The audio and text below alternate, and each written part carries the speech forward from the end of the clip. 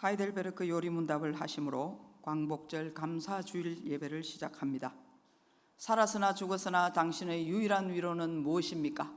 살았으나 죽었으나 나의 몸과 영혼은 나 자신의 것이 아닙니다. 나의 몸과 영혼은 나의 신실하신 구주 예수 그리스도의 것입니다. 그리스도는 자신의 보배로운 피로 나의 모든 죄값을 완전히 치르셨습니다. 그리스도는 나를 마귀의 모든 권세에서 풀어주셨습니다. 또한 그리스도는 나를 지켜주십니다. 그리고 하늘에 계신 아버지의 뜻이 아니라면 내 머리에서 머리카락 하나도 떨어지지 않습니다.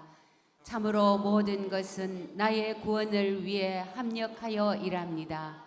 그리고 그리스도는 성령님을 통해 내게 영생을 보증해 주십니다. 또한 그리스도는 이제부터 진심으로 기꺼이 그리스도를 위해 살도록 나를 준비시키십니다. 아멘. 이 위로 안에서 복을 누리며 살다가 죽기 위해 당신은 무엇을 알아야만 합니까? 다음 세 가지를 알아야만 합니다. 첫째, 나의 죄와 비참함이 얼마나 큰지 알아야 합니다. 둘째, 어떻게 내가 나의 모든 죄와 비참함으로부터 구원받는지 알아야 합니다. 셋째, 어떻게 내가 그러한 구원을 주시는 하나님께 감사해야 하는지 알아야 합니다. 아멘.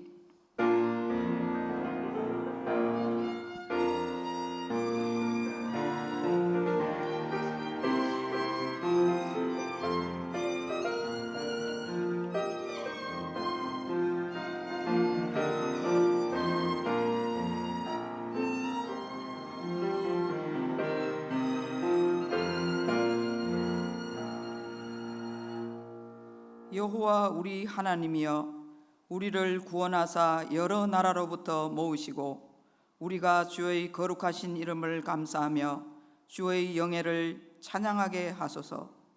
여호와 이스라엘의 하나님을 영원부터 영원까지 찬양할지어다. 모든 백성들아 아멘 할지어다. 할렐루야. 우리의 힘과 능력이 되시는 하나님, 대한민국을 사랑하여 주시고 보호하여 주시며 부강한 나라가 되게 하심에 깊은 감사를 드립니다. 또한 이 백성을 긍휼히 여겨 주셔서 일제 식민지의 수치에서 벗어나게 해 주시고 오늘 광복절 76주년을 기념하며 예배하게 하시니 참으로 감사합니다. 바벨론에서 돌아온 이스라엘 백성들이 성전을 건축하고 예루살렘 성벽을 쌓으며 나라를 재건하였던 것 같이 우리도 하나님을 바르게 섬기며 국방과 경제와 교육과 문화를 하나님의 뜻에 합당하도록 바로 세워서 공의롭고 복된 나라를 이루게 하여 주옵소서. 믿는 우리가 신앙의 거인으로 성장하여 나라와 민족을 위해 끊임없이 기도하며 세상의 빛과 소금의 역할을 넉넉히 감당하게 하옵소서. 십자가에서 승리하신 예수님의 이름으로 기원하옵나이다. 아멘. 찬송가 84장을 보겠습니다.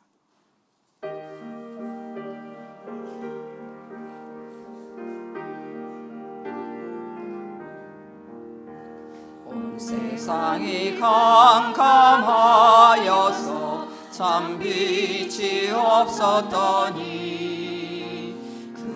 나는 영광 나타나 온 세상 빛이었네.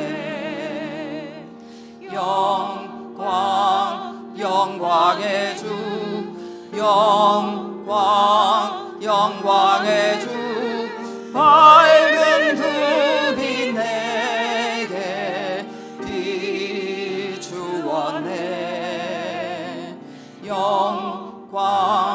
영광의 주, 영광의 주, 이 세상의 빛은 오직 주 예수님. 주 말씀을 믿는 사람은 그 마음이 시원하고 주 명령을 준행하는 자 그 길이 환하겠네. 영광의 주, 영광의 주, 밝은 그 빛 내게 비추었네.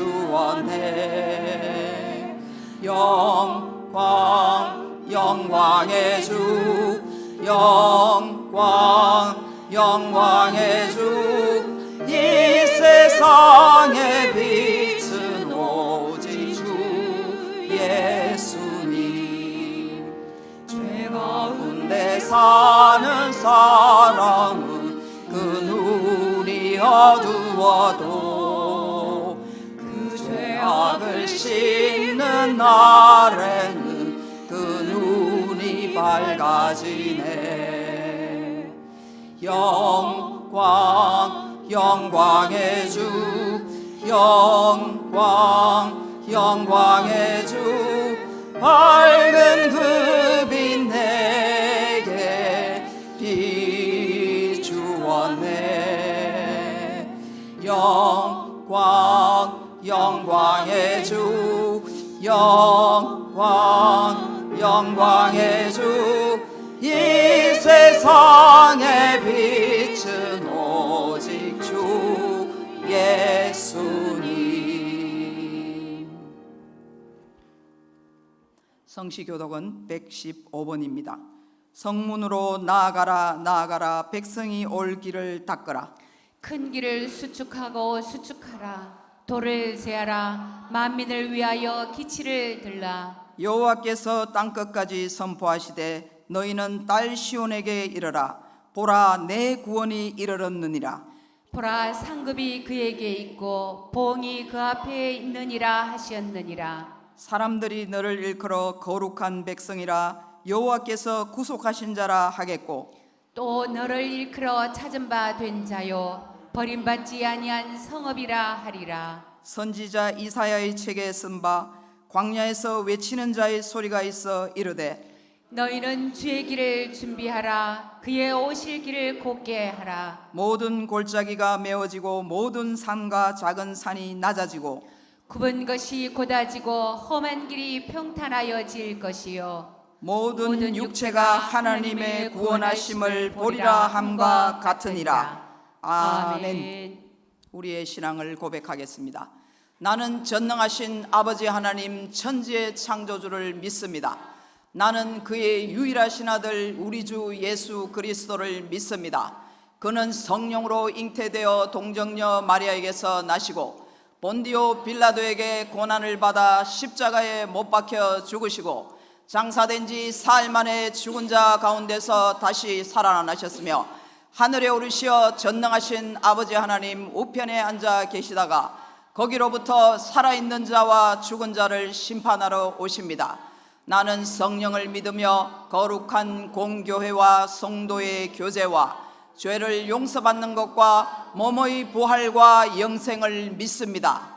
아멘. 찬송가 288장을 부릅니다.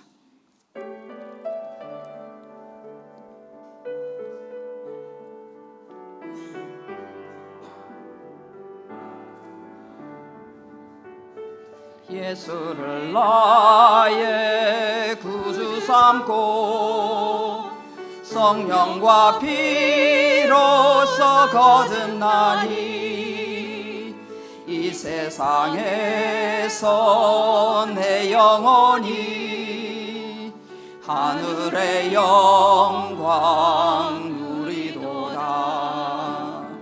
이것이 나의 간증이요 이것이 나의 찬송일세. 나 사는 동안 끊임없이 구주를 찬송하리로다. 온전히 주께 맡긴 내 영 사랑의 음성을 듣는 중에 천사들 왕래하며 노래하는 것과 하늘의 영광 보리로다. 이것이 나의 간증이요, 이것이 나의 찬송일세. 나 사는 동안 끊임없이 구주를 찬송하리로다. 주 안의 기쁨 누림으로 마음의 풍랑이 잔잔하니 세상과 나는 간 곳 없고 구속한 주만 보이도다. 이것이 나의 간증이요, 이것이 나의 찬송일세. 나 사는 동안 끊임없이 구주를 찬송하리로다. 아멘.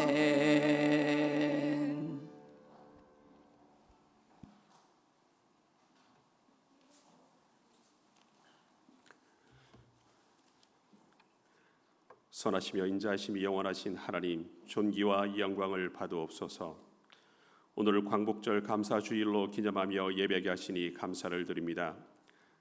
일본 제국주의 식민 치하에서 신음하며 부르짖던 믿음의 조상들의 기도를 들으사 종의 사슬을 풀어 나라를 되찾게 하셨고, 복음이 선포되어 자유민주주의가 꽃을 피워 눈부신 경제 발전을 이루는 은혜를 베푸심에 감사를 드립니다. 하오나 주께서 베푸신 축복을 은혜로 여기지 못한 결과 세상을 하나님보다 더 사랑하게 되었고, 이 땅의 교회는 성장과 부흥주의에 매몰되어 교만과 타락의 수렁에 빠졌음을 회개하오니 용서하옵소서. 한량없는 주님의 자비와 사랑을 외면한 채 세상을 사랑하는 이 백성을 불쌍히 여기사 주께로 돌이킬 수 있도록 은혜 베풀어 주옵소서. 장성포교회를 사랑하사 하나님의 의로운 심판과 거룩한 진노를 선포하게 하시며 예수 그리스도의 복음의 소식과 성경 말씀을 꿰뚫는 교리가 선포될 때 온 성도가 심령의 통회함을 경험하며 하나님과 깊고 친밀한 교제로 나아가게 하옵소서. 복음의 본질이 왜곡되고 화석화되는 것을 경계하며 세속적 타락과 게으름에 나태하지 않도록 자아 중심적인 삶을 버리고 오직 하나님의 영광에 초점을 맞추는 성도가 되게 하옵소서. 우리의 싸움은 혈과 육의 싸움이 아니기에 우리를 향하신 하나님의 뜻에 순종하며 살기를 간절히 바라게 하옵소서. 간절히 바라옵기는 교회 안의 거짓과 불법, 이단과 세속적 가치가 난무하여 올바른 신앙을 붙들기 어려운 이 시대에 개혁주의 신앙의 5가지 기치인 오직 성경, 오직 예수, 오직 믿음, 오직 은혜, 오직 하나님께 영광을 상실하지 않고 삶의 모든 영역에서 예수님이 주님 되심을 드러내며 그가 자기 백성을 죄에서 구원할 구원자이심을 믿는 믿음 안에 거하게 하옵소서. 주님, 현재의 삶의 여정 가운데 힘겨운 고난의 광야를 건너는 지체들을 긍휼히 여기사 저들의 위로가 되어 주옵소서.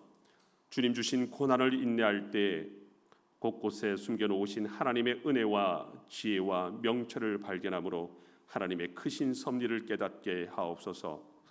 코로나로 예배가 위축되는 현실이지만 이때가 각 가정과 처소와 삶의 현장에서 하나님의 세밀한 음성을 듣고 만나는 축복의 시절이 되게 하옵소서. 영육간에 어리고 연로하여 연약한 지체들을 긍휼히 여기사 지키시고 보호하여 주옵시고 이들을 온전히 섬기는 교회 되게 하옵소서. 단 위에 세우신 주의 종에게 지혜와 명철을 다하사 교회의 현재를 꿰뚫어보는 통찰력과 앞으로 열어가실 주님의 인도하심을 바라보는 예지력을 허락하옵시고 선포되는 말씀 위에 능력과 권위를 더하사 성도들이 한 주간 붙들고 살기에 부족함이 없는 생명의 말씀을 선포하게 하옵소서. 이 시간 창조주 하나님의 무한하신 인격과 지혜와 능력을 발견하며 양자 삼으신 하나님께 감사함으로 예배하게 하옵소서.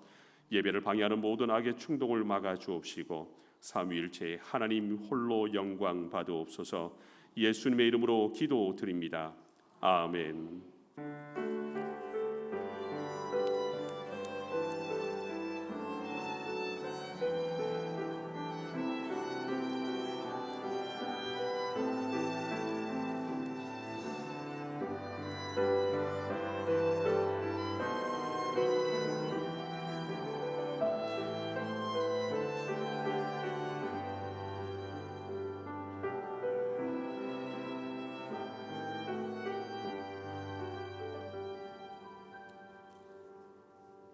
하나님께서 오늘 우리에게 주신 말씀은 누가복음 4장 16절로 21절 말씀입니다.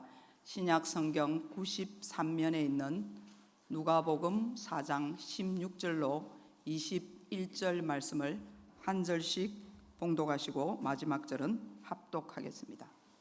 예수께서 그 자라나신 곳 나사렛에 이르사 안식일에 늘 하시던 대로 회당에 들어가사 성경을 읽으려고 서심해 선지자 이사야의 글을 들이거늘 책을 펴서 이렇게 기록된 데를 찾으시니 곧 주의 성령이 내게 임하셨으니 이는 가난한 자에게 복음을 전하게 하시려고 내게 기름을 부으시고 나를 보내사 포로된 자에게 자유를 눈먼 자에게 다시 보게 함을 전파하며 눌린 자를 자유롭게 하고 주의 은혜의 해를 전파하게 하려 하심이라 하였더라. 책을 덮어 그 맡은 자에게 주시고 앉으시니 회당에 있는 자들이 다 주목하여 보더라. 함께 봉독합니다. 이에 예수께서 그들에게 말씀하시되 이 글이 오늘 너희 귀에 응하였느니라 하시니 아멘. 광복절 주일 특송을 양진홍 집사님이 드리겠습니다.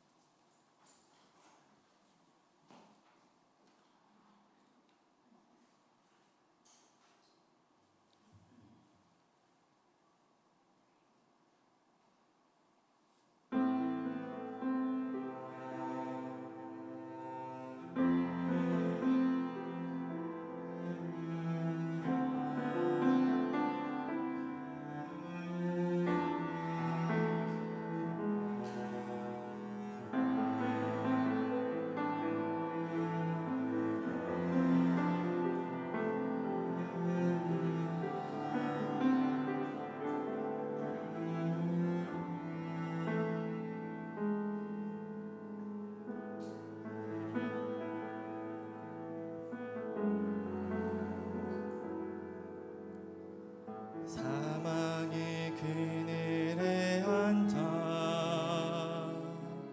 죽어가는 나의 백성들 절망과 굶주림에 갇힌 저들은 내 마음의 오랜 슬픔 고통의 멍에 매여 울고 있는 나의 자녀들 나는 이제 일어나 저들의 멍에를 꺾고 눈물 씻기기 원하는데 내가 내게 부르짖어 저들을 구원케 할까 누가 나를 위해 가서 나의 사랑을 전할까 나는 이제 보기 원하네 나의 자녀들 살아가는 그날 기쁜 찬송 소리 하늘에 웃음소리 온 땅 가득한 그날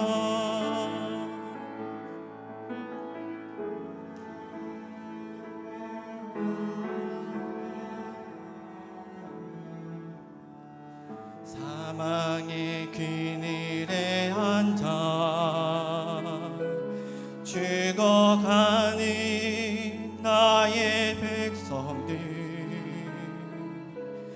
절망과 굶주림에 갇힌 저들을 내 마음에 오랜 슬픔, 고통의 멍에에 매여 울고 있는 나의 자녀들, 나는 이제 일어나 저들의 멍에를 꺾고 눈물 씻기기 원하는데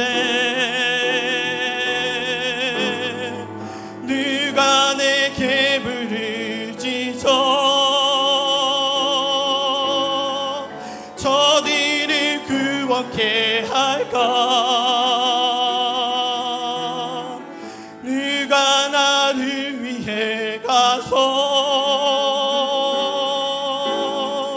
나의 사랑을 전할까? 나는 이제 보기 원하네. 나의 자녀들 살아나는 그날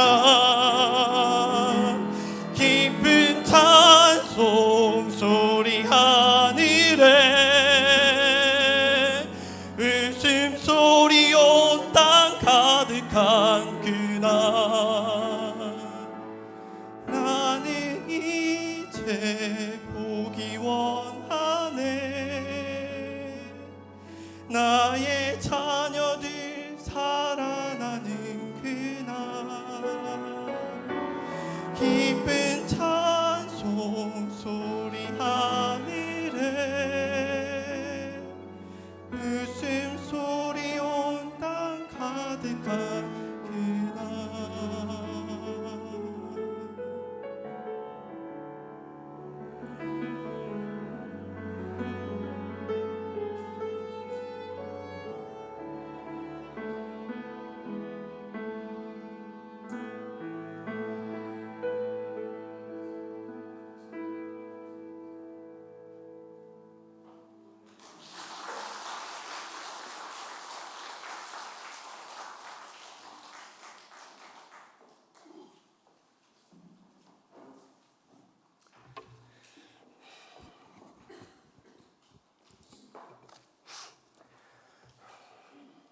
얼마나 뜨거운 여름이었습니까? 그 여름으로 일사병, 냉방병, 온갖 병에 시달렸는데 며칠 전부터 이제 선선한 바람이 불었고 어제 같은 경우는 비가 와서 그런지 시원하다 느낄 정도로 참 좋은 날씨였습니다. 마치 그런 날씨처럼 시원한 목소리로 하나님을 찬양하는 음성을 들으니까 참 뭐라고 할까 말 그대로 시원한 것 같습니다. 그리고 우리 교회의 시원한 미래를 꼭 예언한 것 같은 그런 느낌이 듭니다. 우리 귀한 찬양, 시원한 목소리로 하나님께 찬양 올려드린 양집사님께 큰 박수 부탁드리겠습니다.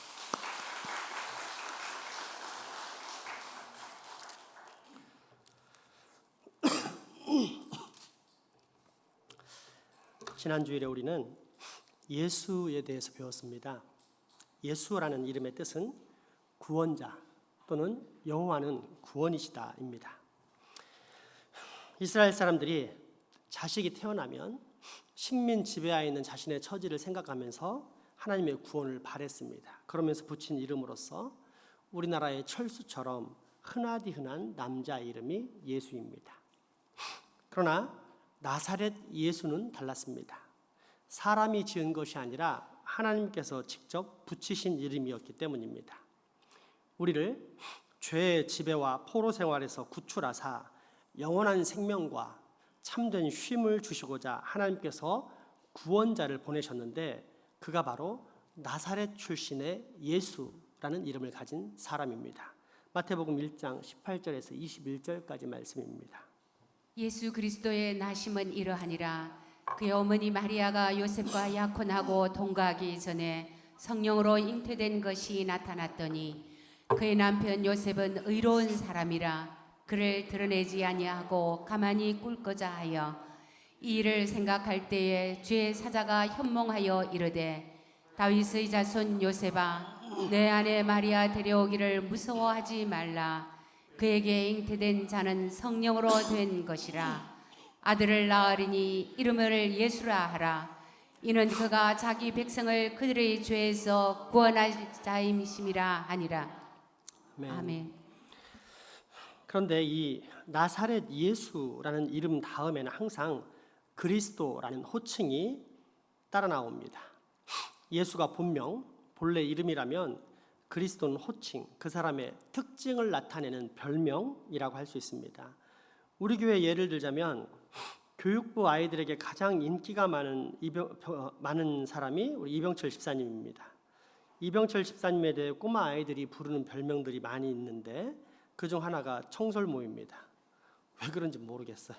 나무를 잘 타는 모습을 보여줬나 싶습니다. 또 다른 별명은 자색 고구마입니다. 머리 염색을 한 적이 있는데 자색 고구마 색깔과 같다 그래서 붙였다는 설이 있습니다. 물론 이런 것들은 꼬마들이 신이 나서 즉흥적으로 붙인 별명인지라 이병철 집사님의 정확한 특징을 나타낸다고는 할 수 없습니다. 하지만 제가 이런 호칭으로 부른다면 아마도 여기 계신 모든 분들이 동의할 것입니다. 헤어 디자이너 이병철. 그렇죠? 예수 그리스도도 마찬가지입니다.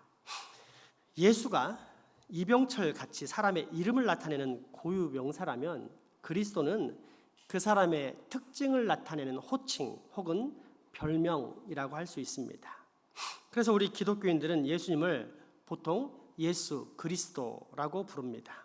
문제는 그리스도가 무슨 뜻인지도 모르면서 습관적으로 예수라는 이름 다음에 그리스도라는 별명을 붙여 부른다는 것입니다. 하지만 예수님 시대인 1세기 이스라엘 사람들은 그리스도라는 호칭이 무엇을 뜻하는지 분명하게 알고 있었습니다. 그리스도란 헬라어 크리스투스의 음역입니다. 이 크리스투스는 또한 히브리어 메시아흐라는 단어에서 온 것인데 결국 기름 부음을 받은 자입니다. 참고로 히브리어 저건 제대로 써졌네요. 메시아흐. 제가 한글로 쓸 때는 반대로 써 있는데 히브리어는 이쪽에서부터 한글 읽는 거와 반대로 왼쪽에서부터 오른쪽으로 아니죠? 오른쪽에서 왼쪽으로부터 이렇게 읽습니다.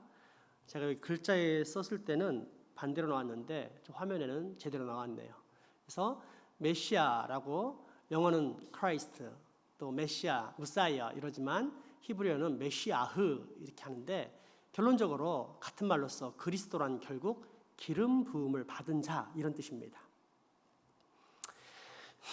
만약 이 기름 부음 받은 자를 한마디로 정의하라면 아마도 특별한 존재가 될 것입니다. 얼마나 특별한 존재냐면 하나님의 어린 양, 일반 가축을 말하는 게 아닙니다. 하나님의 어린 양. 온 이스라엘이 사모하며 기다려온 유일한 구원자라는 뜻입니다. 세례 요한의 제자였다가 후에 예수님의 제자가 된 안드레는 그 사실을 다음과 같이 고백합니다. 요한복음 1장 35절에서 41절까지 말씀입니다.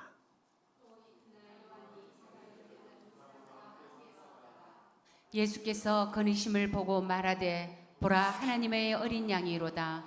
두 제자가 그의 말을 듣고 예수를 따르거늘 예수께서 돌이켜 그 따르는 것을 보시고 물어 이르시되 무엇을 구하느냐 이르되 랍비여 어디 계시오니까 하니 랍비는 번역하면 선생이라. 예수께서 이르시되 와서 보라. 그러므로 그들이 가서 계신 데를 보고 그날 함께 거하니 때가 10시쯤 되었더라. 요한의 말을 듣고 예수를 따르는 두 사람 중에 하나는 시몬 베드로의 형제 안드레라. 그가 먼저 자기의 형제 시몬을 찾아 말하되 우리가 메시아를 만났다 하고 메시아는 번역하면 그리스도라. 아멘. 그러므로 우리가 예수님이 얼마나 특별한 존재인지를 알고자 한다면 반드시 그리스도, 즉 기름 부음 받은 자가 어떤 존재인지를 알아야 합니다. 먼저 사람에게 기름을 붓는다는 것은 그를 직분자로 임명한다는 뜻입니다. 고대 근동 지역에서 기름 부음이란 직분자가 되는 것을 의미했는데 왕으로 즉위하는 사람이 기름 부음을 받았고 선지자나 제사장도 기름 부음을 받아 그 지위에 나아갔습니다. 중보자인 제사장이 기름 부음 받는 장면인 출애굽기 28장까지 말씀을 한번 살펴보겠습니다. 너는 아론의 아들들을 위하여 속옷을 만들며 그들을 위하여 띠를 만들며 그들을 위하여 관을 만들어 영화롭고 아름답게 하되 너는 그것들과 내 형 아론과 그와 함께한 그의 아들들에게 입히고 그들에게 기름을 부어 위임하고 거룩하게 하여 그들이 제사장 직분을 내게 행하게 할지며 아멘. 왕에 대한 기름 부음의 대표적인 예는 소년 시절에 한 번, 유다 부족의 왕으로 임명될 때 한 번, 그리고 온 이스라엘의 왕이 될 때 한 번, 이렇게 총 3번이나 기름 부음을 받았던 다윗 왕입니다. 사무엘상 16장 말씀 중 1절과 10절에서 13절, 사무엘하 2장 4절, 그리고 사무엘하 5장 1절에서 5절까지의 말씀을 확인해 보겠습니다. 여호와께서 사무엘에게 이르시되 내가 이미 사울을 버려 이스라엘 왕이 되지 못하게 하였거늘 내가 그를 위하여 언제까지 슬퍼하겠느냐. 너는 뿔에 기름을 채워 가지고 가라. 내가 너를 베들레헴 사람 이새에게로 보내리니 이는 내가 그의 아들 중에서 한 왕을 보았느니라 하시는지라. 이새가 그의 아들 7을 다 사무엘 앞으로 지나가게 하나 사무엘이 이새에게 이르되 여호와께서 이들을 택하지 아니하셨느니라 하고 또 사무엘이 이새에게 이르되 내 아들들이 다 여기 있느냐. 이새가 이르되 아직 막내가 남았는데 그는 양을 지키나이다. 사무엘이 이새에게 이르되 사람을 보내어 그를 데려오라. 그가 여기 오기까지는 우리가 식사 자리에 앉지 아니하겠노라. 이에 사람을 보내어 그를 데려오매 그의 빛이 붉고 눈이 빼어나고 얼굴이 아름답더라. 여호와께서 이르시되 이가 크니 일어나 기름을 부어라 하시는지라. 사무엘이 기름 뿔병을 가져다가 그의 형제 중에서 그에게 부었더니 그날 이후로 다윗이 여호와의 영에게 크게 감동되니라. 사무엘이 떠나서 라마로 가니라. 아멘. 사무엘하 2장입니다. 유다 사람들이 와서 거기서 다윗에게 기름을 부어 유다 족속의 왕으로 삼았더라. 아멘. 이제 5장 말씀입니다. 이스라엘 모든 지파가 헤브론에 이르러 다윗에게 나와 이르되 보소서 우리는 왕의 한 골육이니이다. 전에 곧 사울이 우리의 왕이 되었을 때에도 이스라엘을 거느러 출입하게 하신 분은 왕이시었고 여호와께서도 왕에게 말씀하시기를 내가 내 백성 이스라엘의 목자가 되며 내가 이스라엘의 주권자가 되리라 하셨나이다 하니라. 이에 이스라엘 모든 장로가 헤브론에 이르러 왕에게 나오매 다윗 왕이 헤브론에서 여호와의 앞에 그들과 언약을 맺음에 그들이 다윗에게 기름을 부어 이스라엘 왕으로 삼으니라. 다윗이 나이가 30세의 왕위에 올라 40년 동안 다스렸으되 헤브론에서 7년 6개월 동안 유다를 다스렸고 예루살렘에서 33년 동안 온 이스라엘과 유다를 다스렸더라. 아멘. 왕은 자기가 되고 싶다고 되는 것이 아니라 하나님이 기름을 부어 됐다는 사실입니다. 마지막으로 선지자도 기름 부음을 받았습니다. 열왕기상 19장에는 엘리야가 하나님의 명을 따라 아직 군대 장관들이었던 하사엘과 예후에게 기름을 부어서 하나는 아람 왕으로 하나는 이스라엘 왕으로 임명하는 장면이 나옵니다. 이때 하나님께서는 제자 엘리사에게도 기름을 부어라. 그리고 그를 선지자로 임명해라 라고 말씀하십니다. 우리 열왕기상 19장 말씀 보겠습니다. 여호와께서 그에게 이르시되 너는 내 길을 돌이켜 광야를 통하고 다메섹에 가서 이르거든 하사엘에게 기름을 부어 아람의 왕이 되게 하고 너는 또 님시 아들 예후에게 기름을 부어 이스라엘의 왕이 되게 하고 또 아벨 무올라 사바스의 아들 엘리사에게 기름을 부어 너를 대신하여 선지자가 되게 하라. 아멘. 이처럼 구약 성경에서 기름 부음을 받는다는 것은 하나님께서 세우신 특별한 직분자가 된다는 뜻입니다. 방금 살펴본 왕, 선지자, 제사장이 바로 그러한 사람들입니다. 따라서 성경은 이러한 하나님의 사역자들을 다른 말로 기름 부음 받은 자라고 표현했습니다. 하나님께서 당신의 일을 친히 위임한 존재, 사람이 자기 마음대로 해서는 안 되는 존재, 아니 함부로 대할 수 없는 존재라는 뜻입니다. 대표적인 예가 쫓기던 다윗이 광야에서 사울 왕을 100% 확실하게 죽일 기회를 얻었음에도 불구하고 포기했던 사건입니다. 이때 다윗이 내세웠던 이유가 무엇입니까? 사울이 기름 부음 받은 자라는 이유였습니다. 하나님께서 세우셨으니 또한 하나님께서 친히 처리하시도록 해야지 인간적인 방법을 따라 함부로 그를 대적하거나 처리해서는 안 된다는 뜻입니다. 사무엘상 24장 1절에서 7절을 한번 보십시오. 사울이 블레셋 사람을 쫓다가 돌아오매 어떤 사람이 그에게 말하여 이르되 보소서 다윗이 엔게디 광야에 있더이다 하니 사울이 온 이스라엘에서 택한 사람 3,000명을 거느리고 다윗과 그의 사람들을 찾으러 들염소 바위로 갈새 길가 양의 우리에 이른즉 굴이 있는지라 사울이 뒤를 보러 들어가니라 다윗과 그의 사람들이 그 글 깊은 곳에 있더니 다윗의 사람들이 이르러 보소서 여호와께서 당신에게 이르시기를 내가 원수를 내 손에 넘기리니 내 생각에 좋은 대로 그에게 행하라 하시더니 이것이 그날이니이다 하니 다윗이 일어나서 사울의 겉옷자락을 가만히 베니라.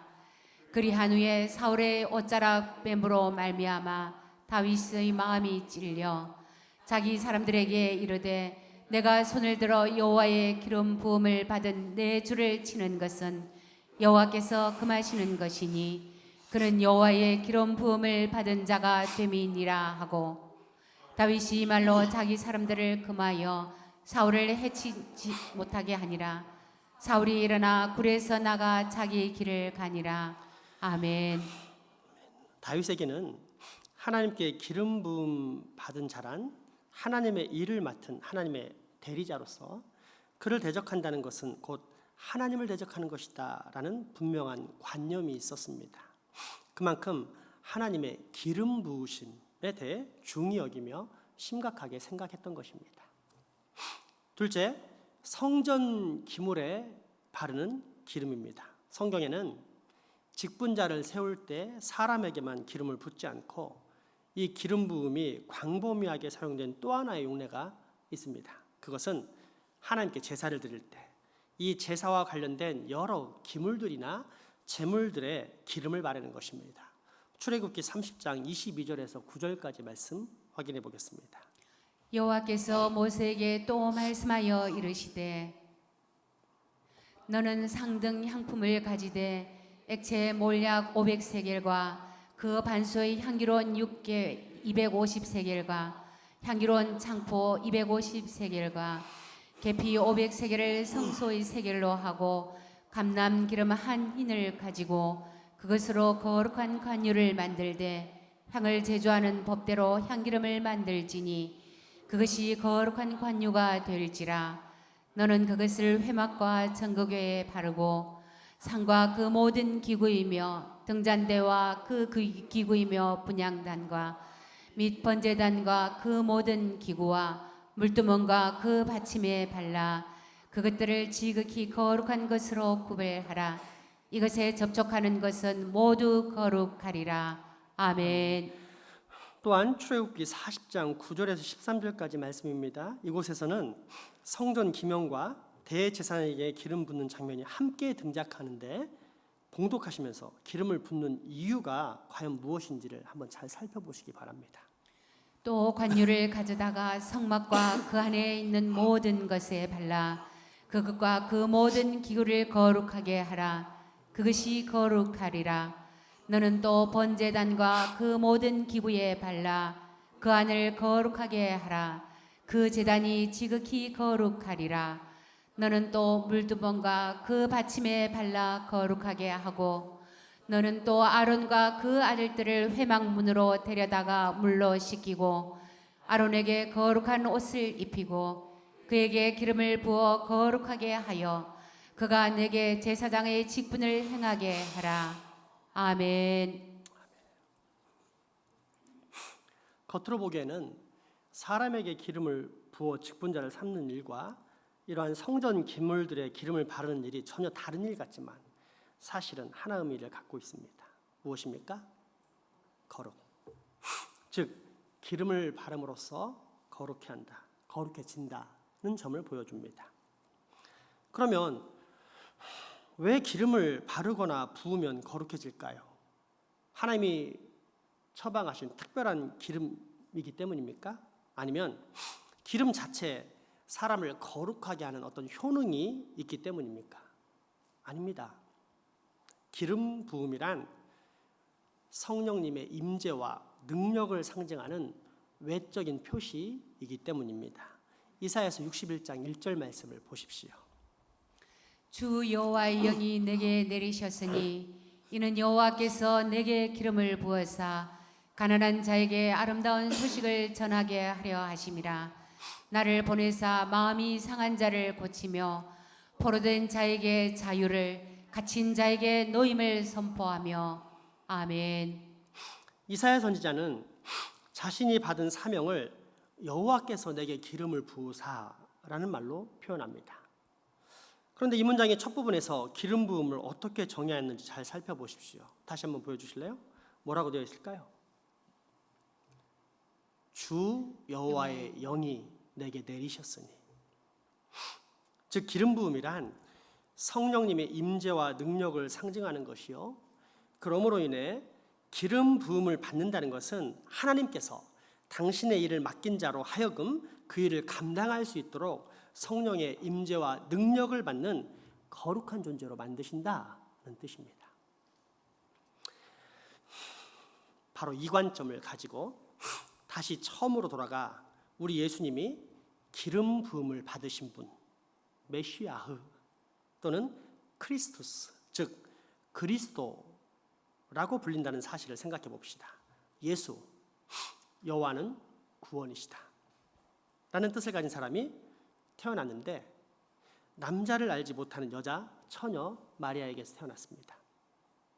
이름 또한 사람이 독립을 소망하면서 지어준 이름이 아닌 하나님이 친히 지어주셨습니다.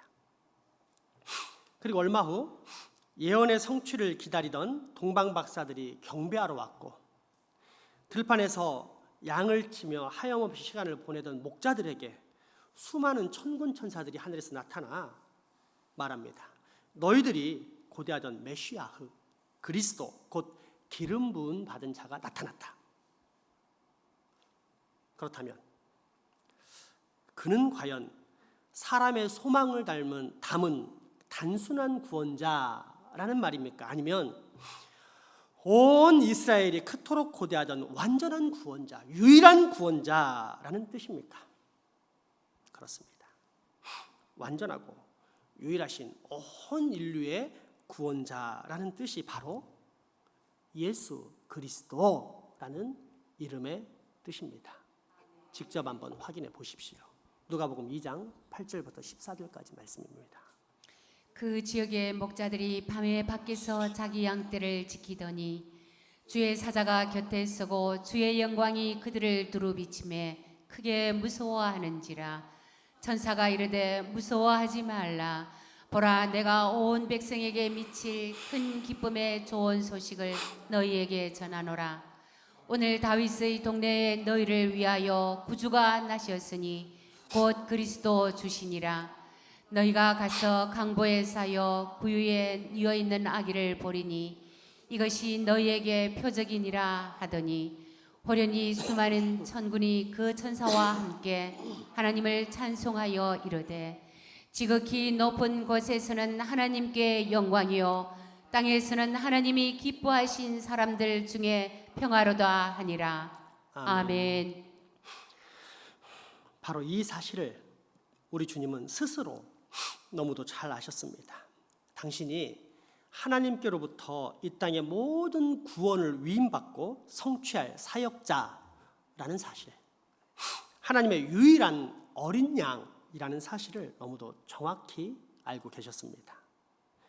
그렇기에 주님은 공생의 첫 사역을 시작하시면서 우리 현대인들이 보기에는 참 교만하다 라고 여길 정도, 당시 유대인들이 보기에는 저런 신성 모독, 하나님을 모독하다니 라고 느낄 정도로 담대한 선포를 하시는데, 그 선포의 핵심이 바로 내가 그리스도다, 너희들이 기다려온 그가 바로 나다, 하나님의 약속이 이제 나로 말미암아 완전히 성취되었다라는 말씀입니다. 기름 부으심을 통한 성령님의 임재와 능력을 상징하고 있는 구약 이사야서 61장을 인용하시면서 우리 주님께서 공생의 첫 사역을 시작하시며 선포하신 말씀, 오늘 본문 누가복음 4장의 말씀을 다시 한번 잘 들어보십시오. 예수께서 그 자라나신 곳 나사렛에 이르사 안식일에 늘 하시던 대로 회당에 들어가사 성경을 읽으려고 서심해 선지자 이사야의 글을 들이거늘 책을 펴서 이렇게 기록된 데를 찾으시니 곧 주의 성령이 내게 임하셨으니 이는 가난한 자에게 복음을 전하게 하시려고 내게 기름을 부으시고 나를 보내사 포로된 자에게 자유를, 눈먼 자에게 다시 보게 함을 전파하며 눌린 자를 자유롭게 하고 주의 은혜의 해를 전파하게 하려 하심이라 하였더라. 책을 덮어 그 맡은 자에게 주시고 앉으시니 회당에 있는 자들이 다 주목하여 보더라. 이에 예수께서 그들에게 말씀하시되 이 글이 오늘 너희 귀에 응하였느니라 하시니 아멘. 그러므로 이제 우리에게 다른 중보자란 없습니다. 어떤 성인도, 어떤 사제도, 심지어 구원받을 만한 나의 어떤 선함이나 노력, 공로, 무한한 봉사도 여기에 끼어들 자리가 전혀 없습니다. 왜냐하면 이 세상에는 나를 구원시킬 만한 능력을 가진 어떤 거룩한 사람도 없을 뿐 아니라 또한 스스로를 구원시킬 만한 어떠한 거룩한 행위도 존재하지 않기 때문입니다. 하나님께로부터 그런 인정과 기름 부음을 받은 존재는 이 세상 그 어디에도 없기 때문입니다. 비폭력 저항운동의 마틴 루터 킹 목사나 간디도, 이슬람교의 무함마드나 유교의 공자도, 불교의 석가모니나 힌두교의 아트만도 결코 우리를 구원에 이르게 할 수 없습니다. 그런데 딱 하나 예외가 있습니다. 그리스도, 이 세상을 창조하신 하나님께로부터 기름 부음을 받은 존재, 그 모든 구원의 약속을 위임받았을 뿐 아니라 실제로 저 십자가에서 완전하게 약속을 성취하신 분, 바로 예수 그리스도입니다. 그러므로 우리의 구원은 절대 우리의 힘도 아니요, 능력도 아니요, 노력도 아니요, 선함도 아니요, 착함도 아니요, 오직 여호와의 신으로부터 말미암습니다. 하나님께서 주신 최고의 선물 예수 그리스도를 우리가 예수 그리스도로 믿을 때 우리는 비로소 완전한 구원을 받는 것입니다. 하이델베르크 제31문답은 바로 이 사실을 우리에게 가르쳐 줍니다. 왜 하나님의 아들은 그리스도 곧 기름 부음을 받은 자라고 불립니까? 왜냐하면 성자 하나님은 성부 하나님께서 임명을 받고 또한 성령 하나님으로 기름 부음을 받았기 때문입니다. 그래서 우리의 으뜸 가는 선지자와 교사로서 우리에게 우리의 구원에 대한 하나님의 은밀한 계획과 뜻을 온전히 계시해 주십니다. 또한 우리의 대제사장으로서 자기의 몸을 단 한 번의 희생제물로 드리셔서 우리를 구속하셨으며 하나님 아버지 앞에서 항상 우리를 위해 간구하십니다. 그리고 우리의 영원한 왕으로서 자신의 말씀과 성령으로 우리를 다스리시며 나아가 자신의 말씀과 성령으로 우리를 위해 얻으신 구원으로 안에 우리가 머물러도록 우리를 지켜주시고 붙들어 주십니다. 아멘. 아멘. 여러분, 예수 믿는다는 것은 결코 어려운 일이 아닙니다. 예수 그리스도를 믿는다는 것은 모세의 불뱀을 믿는다는 이치와 똑같습니다. 그러므로 예수 그리스도를 믿는다는 것은 오히려 쉬운 일이요, 우리에게 필요한 것은 그저 겸손과 순종뿐입니다. 민수기 21장에 보면 출애굽한 이스라엘이 에돔 땅을 지나치다가 길이 험하니까 하나님과 모세를 원망하면서 애굽으로 돌아가자라고 불평하는 장면이 나옵니다. 심지어 아무것도 먹을 것이 없는 광야에서 하나님이 생명의 양식인 만나를 주셨음에도 불구하고 이 하찮은 음식? 하면서 비방하기도 합니다. 그러자 주님은 불뱀을 보내셨고 불뱀에게 물린 사람들이 죽어나가기 시작합니다. 불뱀은 물리면 마치 불에 데인 것처럼 뜨거움을 느끼다가 죽는다고 해서 생긴 독사의 별명입니다. 이스라엘에 발생한 뜨거운 원망과 비방의 전염병에 대해 하나님께서는 뜨거운 불뱀의 징벌과 죽음의 심판이라는 치료제를 통해 치료하신 것입니다. 그제서야 이스라엘 백성들은 비로소 정신을 차리게 되었고 더 큰 고통이 찾아오지 않게 해달라고 모세에게 요청을 합니다. 이에 모세가 하나님께 중보기도를 드리기 시작했습니다. 그리고 얼마 후 기도에 응답하신 하나님께서 회복과 소망의 완전한 치료책을 주셨는데 문제는 이 치료책이 상당히 황당했다는 것입니다. 어떤 처방입니까? 맞습니다. 청동, 그러니까 놋을 사용해서 불뱀의 형상을 만들고 그 형상을 장대 위에다 높이 달아 누구든지 이 뱀을 보기만 하면 살게 해주겠다. 어떻습니까? 여러분 같으면 믿겠습니까?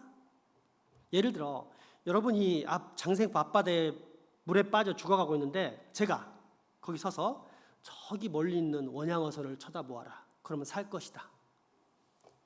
한다면 여러분 중에 쳐다볼 사람이 얼마나 될까요? 아마 여기 있는 상당히 많은 분들이 비웃으시면서 거부할 것입니다. 대신 헛소리하지 마.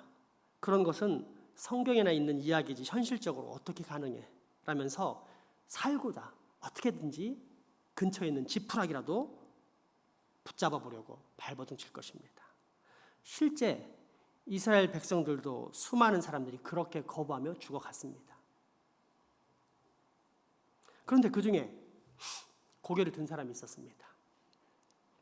두 종류의 사람인데 믿음으로 고개를 들어 뱀을 쳐다본 사람, 또 하나는 비록 믿기지는 않지만 그저 살고 싶은 마음에 믿져야 본전이 한번 쳐다나 보자라는 마음으로 고개를 들어 장대 위에 뱀을 쳐다본 사람들이 있었습니다. 자, 제가 문제를 내겠습니다. 우리 어린이들, 그럼 이 두 사람 중에서 어떤 사람이 살고 어떤 사람이 죽었을 것 같은가요? 어떤 사람이 살았을까? 둘 중에 연우, 믿음으로 본 사람? 응? 두 종류 다? 또 다른 사람은? 네, 연우가 정답을 말하는 바람에 더 이상 답변이 없을 것 같습니다. 정답은 맞습니다. 둘 다 살았습니다. 인간적인 우리 생각으로는 마음의 본심, 그 의도가 순전한 사람은 살고 그렇지 않은 사람은 죽어야 할 것 같은데 실제로는 둘 다 살았습니다. 둘 다. 왜일까요? 이것을 알아야 믿음을 아는 것입니다. 왜일까요?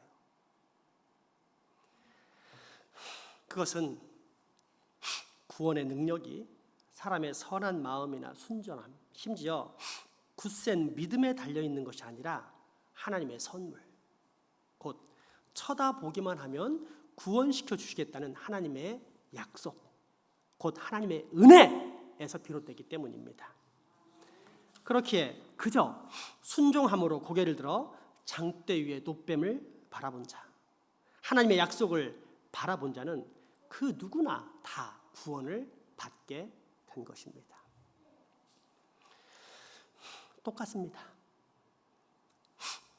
비록 내게 구원받을 만한 공로도, 선함도, 심지어 믿음마저 연약해서 이리저리 흔들린다 할지라도 만약 우리가 구원의 약속인 저 십자가, 그 위에 달리신 기름 부음 받으신 예수 그리스도를 믿기만 하면 우리는 구원을 받습니다. 나의 굳은 의지가 나를 구원시키는 것이 아니라 나의 겸손한 순종이 나를 완전한 구원에 이르게 하는 것입니다. 그러므로 여러분, 예수를 믿으십시오. 그리스도 앞에 엎드리십시오. 나사렛 예수 그리스도라는 하나님의 선물을 받아들이십시오. 하나님의 분명한 약속을 올바로 붙잡으십시오. 무엇보다 그분의 말씀에 늘 겸손히 순종하십시오. 그러면 우리의 힘도 아니요, 능도 아니요, 오직 여호와의 신으로 말미암아 우리는 완전한 구원을 받게 될 것입니다. 여러분, 이 마음을 고백하면서 우리 결단으로 찬양하도록 하겠습니다. 찬송가 288장 우리 마음의 고백을 올려드립니다.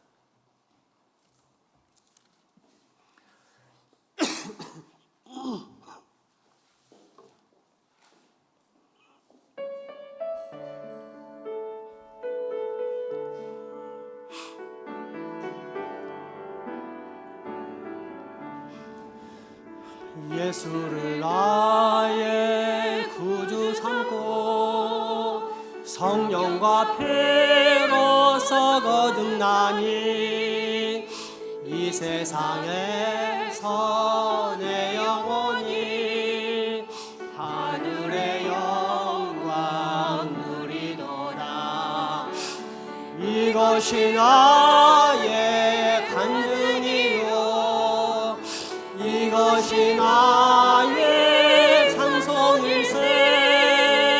나 사는 동안 끊임없이 그 주를 찬송하리로다. 온전히 주께 맡긴 내 영, 사랑의 음성을 듣는 중에 천사들 왕래하는 것과 하늘의 영광 버리로다. 이것이 나의 간증이요, 이것이 나의 찬송일세. 나 사는 동안 끊임없이 그 주를 찬송하리로다. 주 안에 기쁜 누림으로 마음의 풍랑이 잔잔하니 세상과 나는 아무도 없고 구속한 주만 보이로다.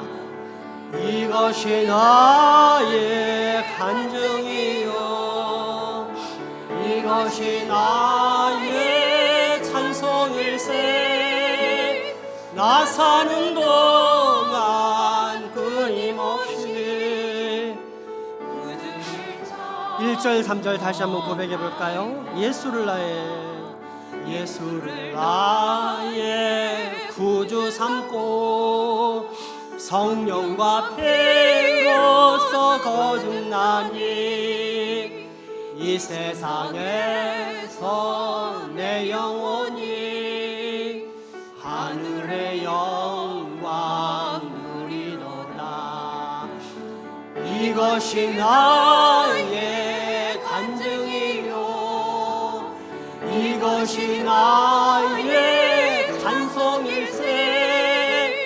나 사는 동안 끊임없이 구주를 찬송하리로다.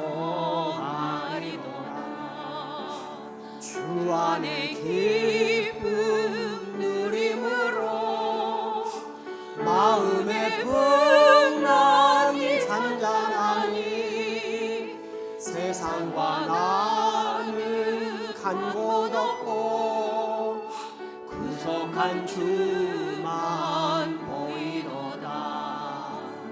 이것이 나의 간증이요 이것이 나의 찬송일세. 나 사는 동안 끊임없이 구주를 찬송하리로다.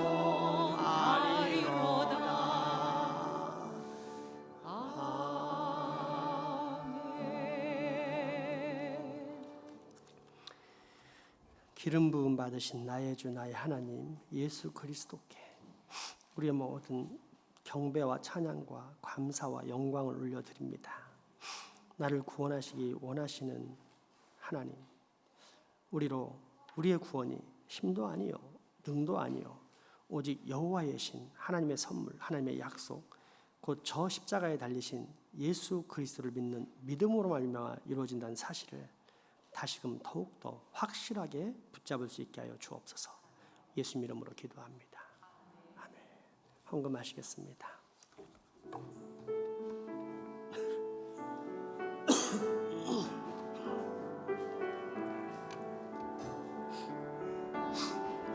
내게 있는 양육가 주께 가져와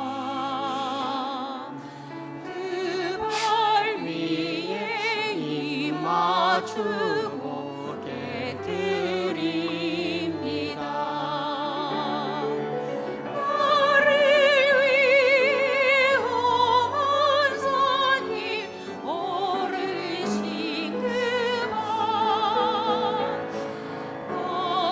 걸음마다 크신 사랑 새겨놓았네.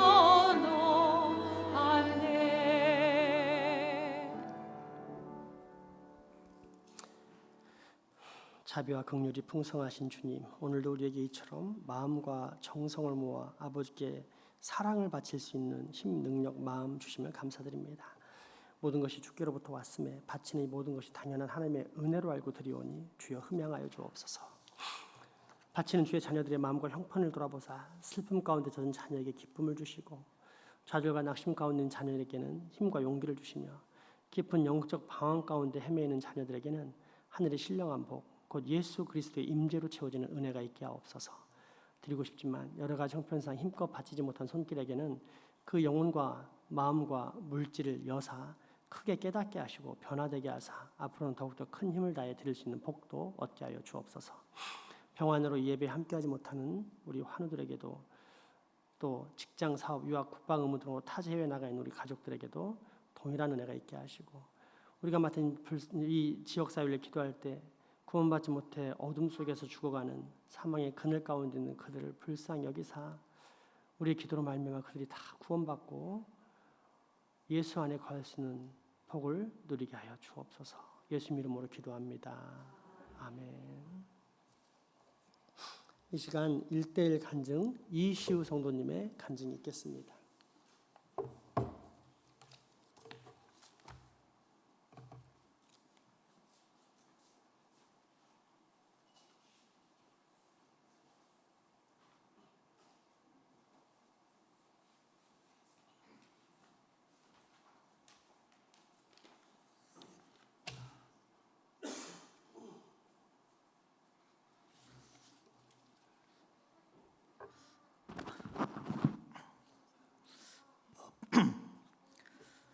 반갑습니다.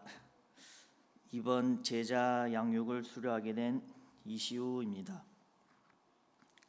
우선 양육을 무사히 마칠 수 있게 해주신 하나님께 감사드립니다. 그리고 매주 양육을 함께 해주신 이병철 집사님 감사합니다. 저는 지금의 아내와 연애할 당시 처음 부산에 있는 교회를 같이 갔었습니다. 그때 당시 일요일 11시는 저에게 있어서는 늦잠에 가장 취해 있을 시간이었기 때문에 오전에 일어나서 울산에서 부산까지 교회를 가는 일은 상당히 피곤하고 귀찮은 일이었습니다. 첫날에는 같이 예배를 드리러 예배당에 들어갔으나 그 다음 주부터는 너무 피곤하고 지겨워서 차에서 자거나 다른 곳에 들렀다 오고는 했습니다.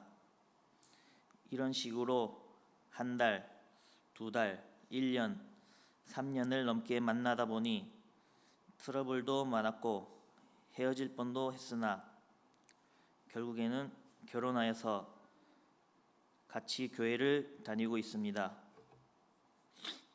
양육을 받기 전까지는 아내를 따라서 열심히 교회를 다닌 것 말고는 아무것도 의미가 없었습니다. 그러나 양육을 받으면서 몰랐던 단어들과 지식들을 습득하면서 조금씩 하나님에 대하여 알 수 있게 되었습니다.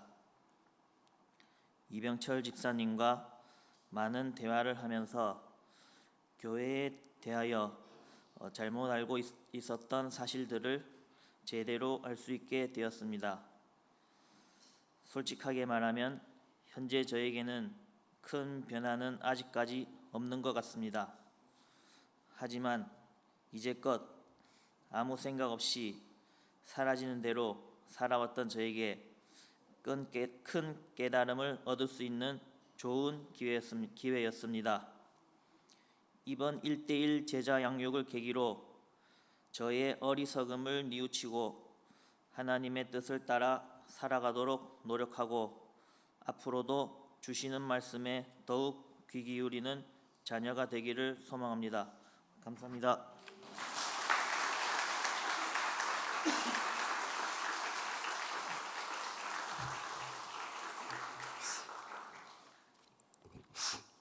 제가 들었던 최근의 간증들 중에 최고인 것 같습니다. 이유는 솔직함입니다. 예수님 시대에도 예수님 오셔서 복음을 전했을 적에 우리처럼 교회 다니는 종교인들은 자기가 구원받았다 생각하면서 예수님을 필요로 하지 않았습니다. 그러니까 예수님이 뭐라 그러셨어요? 병든 자에게 내가 가겠다. 멀쩡한 자는 의사가 필요 없지 않느냐. 자기가 믿음이 없다. 영혼이 병들었다. 이렇게 고백하는 사람들에게 예수님이 찾아오시는데 그런 고백을 솔직하게 했기 때문에 제가 참 기쁩니다. 왜냐하면 예수님이 찾아올 수 있는 공간을 모든 사람에게 공개를 했다는 사실 때문입니다. 그렇게 이루어지길 소망합니다. 여러분 기도해 주시기 바랍니다. 시우 형제는 우리의 갓난아이입니다. 많이 돌봐주고 그 영혼이 성장할 수 있도록 사랑을 줘야지 갓난아이에게 너 왜 안 뛰어다니는데 이래버리면 골치 아픕니다. 아시겠죠? 그 성장할 수 있도록 끊임없이 사랑과 관심과 기도로 해주십시오. 우리 공동 육아 대상입니다. 물론 아이러니하게도 큰 직분을 받았어도 여전히 아이 같은 분이 있지만 그분들은 표시를 안 내니까 우리 어떻게 도와줄 수 있는 방법이 없고 그냥 그러려니 하고 표시를 내시는 분은 확실하게 도와줘야 됩니다. 너무 귀한 간증 감사합니다. 시 형제 앞으로 믿음 잘 자라기를 바라는 염원을 담아서 축복의 박수 한번 보내도록 하겠습니다.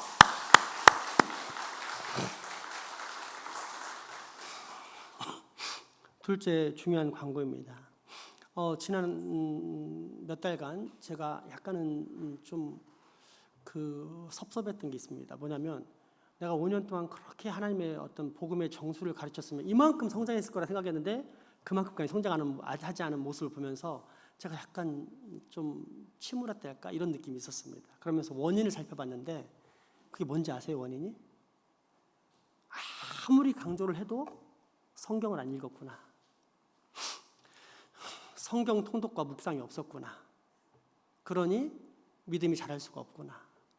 여러분 잘 생각해 보세요. 다음 주에 또 이제 나오겠지만 기름 부음에 대해서 우리가 하나님께로부터 기름 부음을 받는다는 것은 이 시대에는 성경 말씀입니다.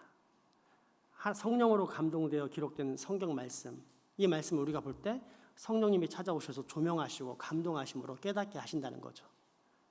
즉 우리가 말씀을 통독하고 묵상할 때 성령의 임재와 감동, 능력이 임하는 것입니다. 그러면 우리의 믿음이 같이 자라는 것입니다. 저는 제가 여러분이 성경 읽지 않는 것에 대해서 미래가 상당히 걱정스럽습니다. 만약에 하나님께서 저를 빨리 천국에 데려가시고 다음에 목회자가 여기 왔는데 여기서 성경 말씀 한두 구절 읽어놓고는 사기를 쳐도 여러분 당할 수준입니다. 지금 딱 중세 교황시대하고 비슷합니다. 목사의 말이 성경 말씀이고 하나님 말씀인지 확인하려면 성경으로 확인해야 됩니다. 근데 성경 지식이 없는데 여러분 어떻게 그를 분별하겠어요? 그래도 아무런 문제가 없다고 생각하는 여러분들이 저는 심각한 문제가 있다고 판단을 했습니다. 여러분, 하나님의 기름 부으심은 지금도 계속되고 있습니다.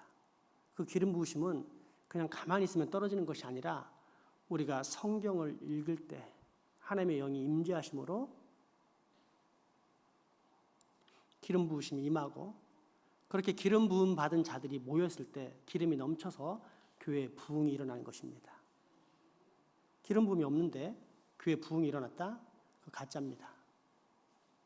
목사가 아무리 설교 잘해도 그거 사기입니다. 그래서 여러분들에게 제가 설교 시간에 끊임없이 지금 성경 말씀을 많이 비춰주는 이유가 이전보다 더 많이 비춰주는 이유가 바로 그것입니다. 여러분, 성경이 성경을 검증해야 됩니다. 여러분의 좁은 철학과 신념, 판단, 사고로 절대 성경을 검증하려고 하지 말고 성경이 성경을 검증할 수 있도록 여러분이 꼭 말씀 통독과 묵상에 힘써 주시기 바랍니다. 아시겠죠? 내후년에는 저한테 이런 말이 안 나오도록 좀 도와주십시오. 저는 여러분을 키우고 싶은 사람이지 죽이고 싶은 사람이 아닙니다. 꼭 제 말을 유념해 주시고 협조해 주시기 부탁드립니다. 교회 소식 참고해 주시고요. 주일 대면 예배는 홀짝지 참석이니까 참고하시고 오늘처럼 이렇게 협조해 주시면 감사하겠습니다.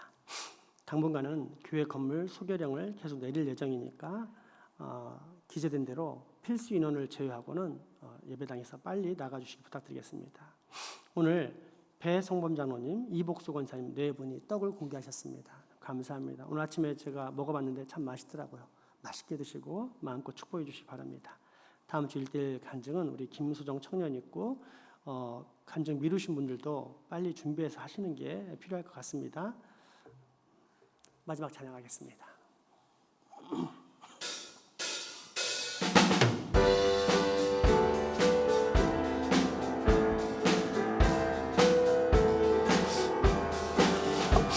문들아 머리 들어라 길을 지어라 영원한 문들아 영광의 왕 들어가시도록 영광의 왕 들어가신다. 문들아 머리 들어라 길을 지어라 영원한 문들아 영광의 왕 들어가시도록 영광의 왕 들어가신다. 영광의 왕이시고 강하고 능하신 주로다. 전쟁에 능하신 주시라. 다 찬양 위대하신 왕 왕께 만세 왕께 만세 당신은 영광의 왕이라. 다 찬양 왕께 만세 왕께 만세 왕께 만세 당신은 영광의 왕이라. 다 찬양 위대하신 왕.